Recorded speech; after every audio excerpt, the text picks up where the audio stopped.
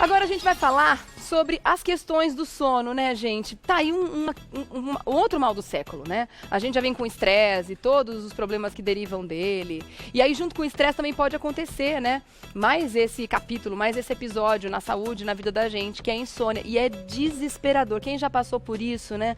Uma noite em que você tenta fazer o sono chegar e ele não vem, a gente vai olhando o relógio, a hora vai passando. Você sabe que você tem hora pra acordar depois e não vai dormir o suficiente. Aí fica mais estressado ainda. Uma bola de neve, né? Vamos resolver isso? Vamos primeiro tentar ajudar você a detectar o que pode estar acontecendo para procurar ajuda? Vamos conversar hoje aqui no programa com a doutora Luciana Palombini. Ela é médica especialista em medicina do sono, do Instituto do Sono. Seja bem-vinda. Obrigada. Tudo bem? Prazer. Prazer é todo nosso, doutora. Olha, a gente pode considerar mal do século mesmo, porque está atingindo um número gigantesco de pessoas, progressivo, está aumentando cada vez mais a frequência da queixa de insônia. E muitas são as causas, né? Muitas pode ser uma causa física, mas eu acredito que o estresse... É o mais, assim, tá muito o envolvido. estresse, o excesso de atividades, o excesso de opções, né? Então, essa questão da tecnologia, o uso do eletrônico à noite, a pressão de muitas coisas para fazer, tudo isso, junto com o estresse, as pessoas que têm tendência à insônia pioram. E está atingindo as pessoas numa fase cada vez mais jovem, cada vez mais cedo. A gente pode dizer que antes o que de repente poderia dar nas pessoas que estão aí na fase dos 30, 40 anos, que estão na fase de se preocupar mais com as contas para pagar e tal, hoje estão atingindo os adolescentes também pelo uso da tecnologia? Uma grande preocupação nos adolescentes é o excesso do uso de eletrônico, dormem tarde, piora a insônia, acorda cansado no dia seguinte, então isso aí realmente está aumentando bem a frequência disso. E muitas vezes, eu falo isso por ver, né, e ouvir relatos de pais, de amigos, etc., que deixam o telefone nas mãos desses jovens indiscriminadamente. Sim. E acabam não percebendo que eles estão dormindo mal justamente por causa disso. Eles ficam com o telefone ao lado da cama, dormem com um fone de ouvido muitas vezes, ouvindo música ou, sei lá, assistindo alguma coisa. E estão ali conectados 24 horas mesmo. E aí, não tem, por mais que durmam, que dê aquela cochilada, não é um sono reparador. Não, né, é péssimo, atrapalha muito, porque o adolescente precisa de mais sono que o adulto jovem. E ele está dormindo menos, né? Então, o resultado no dia seguinte não consegue acordar, o rendimento nos estudos cai, aumenta o risco de problema psiquiátrico, de depressão, de ansiedade. Agressividade. Agressividade, déficit de atenção e, na verdade, muitas vezes é um sono inadequado. Pois é.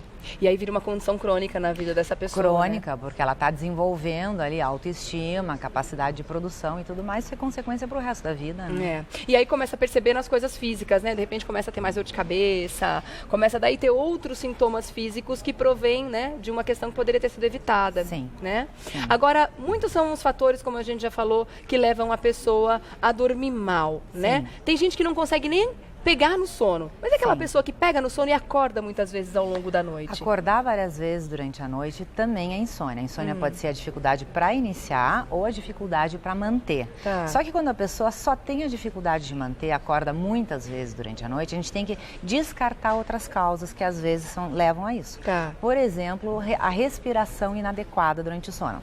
Um nariz que tem rinite, a pessoa não respira bem pelo nariz, ou ronca, ou tem a apneia do sono, tal. Tudo isso pode levar a acordares durante a noite, a pessoa não sabe, ela só acha que tem insônia, e na verdade ela tem também uma causa física. Então as pessoas que já têm uma condição respiratória já conhecida, né, que sofrem de rinite, bronquite, asma, enfim, sinusites com muita frequência, essas pessoas historicamente já dormem mal. Sim, respirar mal durante o sono, respirar mal pelo nariz, roncar, né, aumento da infecção, tal, tudo isso prejudica a qualidade do sono com certeza. E quem tem mais sensibilidade vai prejudicar mais e vai levar a insônia. E às vezes a pessoa fica pensando, nossa, mas eu dormi 8 horas essa noite, dormi bem, né? Ela conta a hora que ela dormiu, a hora que ela acordou, ela acha que dormiu legal. Mas acorda cansada, acorda irritada. Mas aí é que tá, a quantidade não é suficiente, porque a pessoa, o sono adequado é qualidade adequada e quantidade. Então, a quantidade, ela pode dormir 8, 9 horas e ter uma qualidade ruim, ela não atinge o sono profundo porque ela respira mal. Resultado, ela dorme 9 horas e acorda cansada. Tá certo. Vamos voltar agora a falar sobre as questões do sono. O que a gente pode fazer para melhorar isso, né? Porque eu imagino que a gente vai percebendo alguns indícios, alguns sintomas. Como é que a gente pode fazer para perceber? Ou que tipo de exclusão a gente pode ir fazendo no dia a dia, antes de mais nada, para tentar encontrar uma qualidade de sono legal? Por exemplo, o travesseiro. Será que é o travesseiro? Será que é o colchão? Será que é a hora que eu estou indo dormir? Será que é a televisão que está ficando ligada no meu quarto? Quais são as primeiras dicas que você poderia dar para as pessoas pessoas tentarem encontrar a raiz do problema. Então, quem tem insônia, geralmente é um conjunto de coisas que está ajudando nisso. São vários aspectos, são vários fatores, né? Então, principalmente nos hábitos e no ambiente do sono. Então, o hábito principal errado que a pessoa faz é o excesso do estímulo do cérebro antes de dormir, computador, televisão, coisa de trabalho. Aí a pessoa vai para a cama, o cérebro não está pronto para dormir. Um descanso. Aí a pessoa vai para a cama sem sono e espera o sono vir. Aí vem pensamentos, vem preocupações, vem ansiedade. Com isso, o cérebro vai aprendendo a não dormir à noite. Então, esse é o primeiro hábito errado, ir para a cama sem sono e estimular o cérebro antes de dormir. Não pode. 30 minutos antes de dormir, tem que desligar tudo que é computador, baixar televisão, a bola, como a gente baixar diz. a luz amarela, não a luz branca, uma leitura light, para sentir o sono e aí sim ir para a cama. Tá. Outra coisa importante são os horários regulares. Então, quem não dorme bem costuma estender o horário de acordar. Isso desregula o nosso relógio biológico. Então, tentar manter principalmente o horário de acordar regular. Até nos finais de semana também. Também tentar variar no máximo 1, 2 horas, mas não dormir até o meio-dia, que vai desregular. O uso de substâncias estimulantes, né? Então, café, cigarro, são duas coisas que estimulam o cérebro, né? Então, café, tem pessoas que ficam até 8 horas em ação, tem pessoas que têm que tomar o último café às 15 horas da tarde, então depende da sensibilidade de cada um. Sim. O ambiente do sono tem que ser confortável, sim. Então, um colchão adequado, um travesseiro adequado, um ambiente escuro, um ambiente silencioso, a pessoa tem que se sentir confortável para o sono ser adequado, né? Então, o uso, por exemplo, atividade física. Atividade física ajuda o sono. Fazer antes de dormir, para algumas pessoas piora, para outras pessoas não tem tanto efeito, né? Cada um tem o seu efeito. E a gente tem que se preocupar também com aquelas luzinhas do stand-by que ficam no quarto, porque durante o sono a gente libera substâncias, a gente produz hormônios. Para a secreção da melatonina a gente tem que estar no escuro. Né? Então o ambiente do sono tem que estar escuro. Então se precisa de uma luzinha, deixa uma luzinha fora do quarto, longe, para não ficar totalmente escuro. Mas uma luz no quarto, principalmente dormir com a televisão ligado, celular ligado, tudo isso prejudica muito. Né? E tem uns aparelhos hoje, gente, as empresas de TV a cabo deviam se preocupar mais com isso. Que aquela hora que fica ligada, por mais que você desligue o aparelho, a hora continua ali. Gente, mas é uma luz tão forte que ilumina o quarto inteiro. É um horror. Eu jogo uma roupa todo dia em cima daquele aparelho ali. Porque um horror. É um horror, o quarto fica iluminado de verdade. Então a gente tem que se preocupar, são detalhes que podem fazer toda a diferença, né? Bom, vamos falar sobre os itens que tem aqui em cima, né? Primeiro, o travesseiro. Isso é uma questão muito pessoal. A gente tem que entender o travesseiro que pode ser mais gostoso. Alguns gostam mais durinho, outros mais molinho.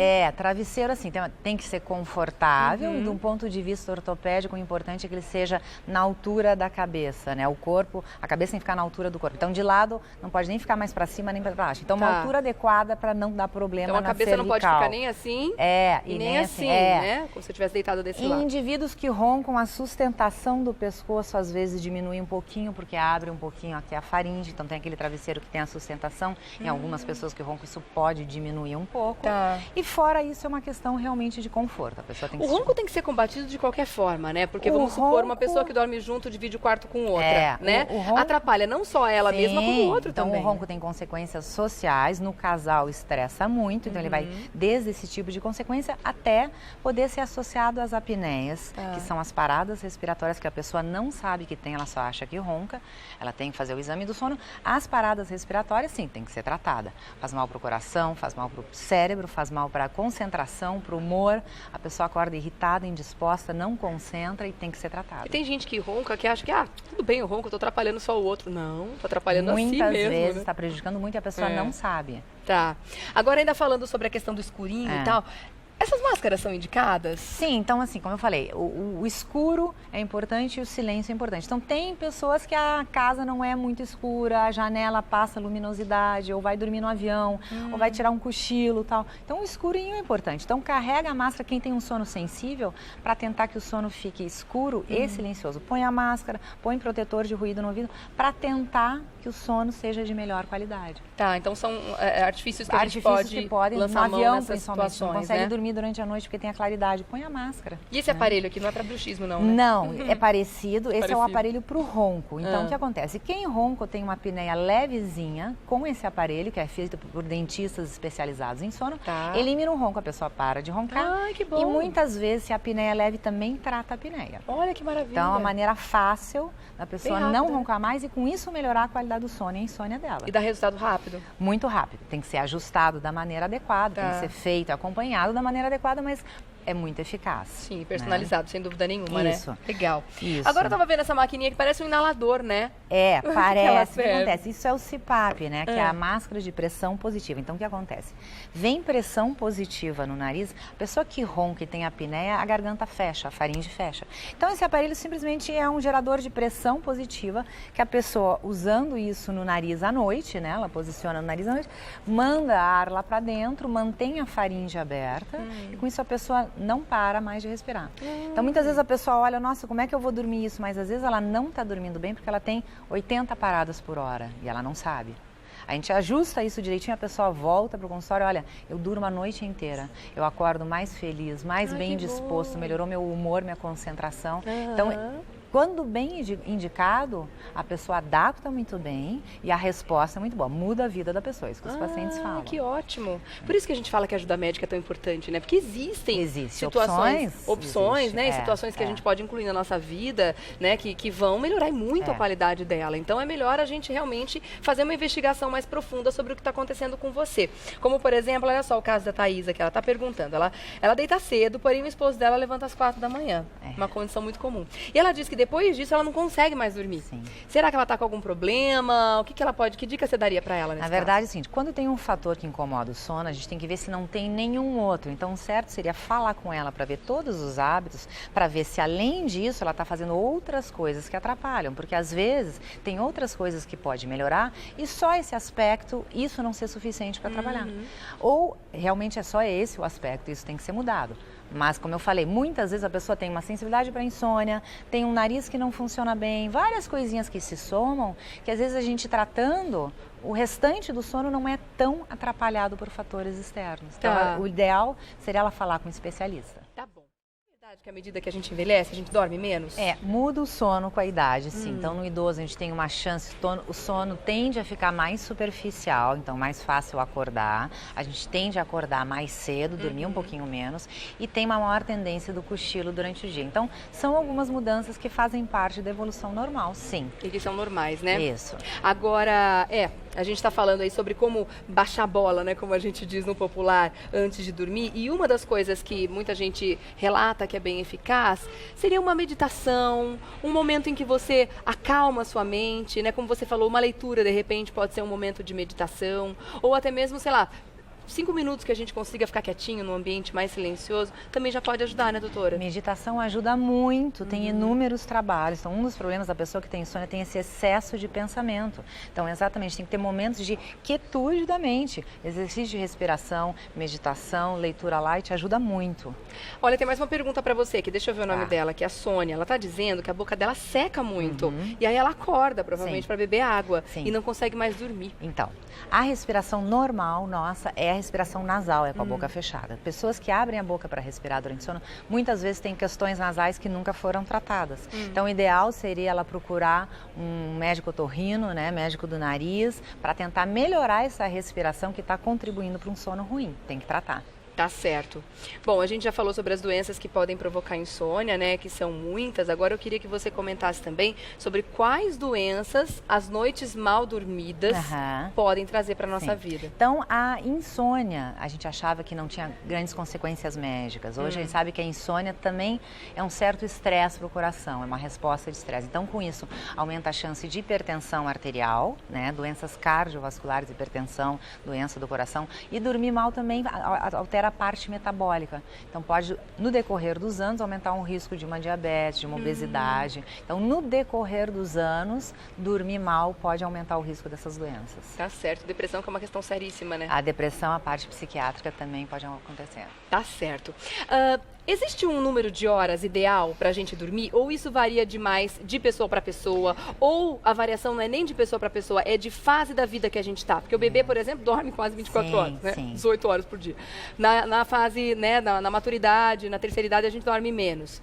Existe um número de sono ideal? Existe variações numa mesma pessoa dependendo da idade e existe variações de pessoa para pessoa. Então, a maioria das pessoas, dos adultos jovens, é de 7 a 8 horas de sono. sono, mas tem gente que fica bem com 6 horas de sono e tem gente que precisa de 9 horas de sono. Então, qual é o critério? Como é que a pessoa, 6 horas é suficiente para mim? Qual é o critério?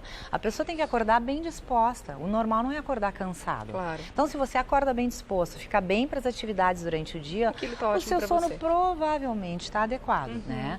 E como eu falei, tem fases da vida que a gente precisa dormir mais, a adolescência precisa de 9 a 10 horas de sono. Então, no decorrer da vida muda um pouquinho, sim. Tá. Mas a necessidade é uma tendência genética, então cada um nasce com a sua necessidade. É, mesmo porque eu falei dos bebês, né, que dormem em média aí umas 18 horas Sim. por dia, mas tem mãe que relata que o bebê não dorme. É, né? é. Ah, meu bebê não dorme durante o dia, não dorme durante a noite. Então, assim, é pessoal, inclusive, neles. É né? pessoal e tem que ser Pode conversado. ser que tenha algum problema. Tem muitas questões Sim, aí, sim, né? muita coisa Melhor envolvida, é avaliar. né? É. Assim como na gente, né? Independente da fase da vida que você está, é importante, sim, essa consciência de que a nossa noite de sono é muito importante. Não só o que a gente faz ao longo do dia interfere na nossa saúde, na nossa vida, mas o que a gente faz também durante a noite, naquele momento que teoricamente a gente está apagado, mas tem muita coisa acontecendo no nosso organismo. Então é importante saber a importância do sono. E se tiver qualquer diferença, qualquer anomalia, qualquer situação como essas que a gente percebeu agora, que a gente falou aqui ao longo dessa conversa, procure ajuda, procure um médico especializado que vai te ajudar sem dúvida nenhuma, né? Com certeza. Então eu quero deixar aqui um agradecimento à doutora Luciana Palombini, que é médica especializada em medicina do sono do Instituto do Sono. Obrigada pela presença aqui, querida. Até a próxima, Até viu? a próxima. Obrigada Foi um prazer. mesmo. O prazer foi nosso, com certeza.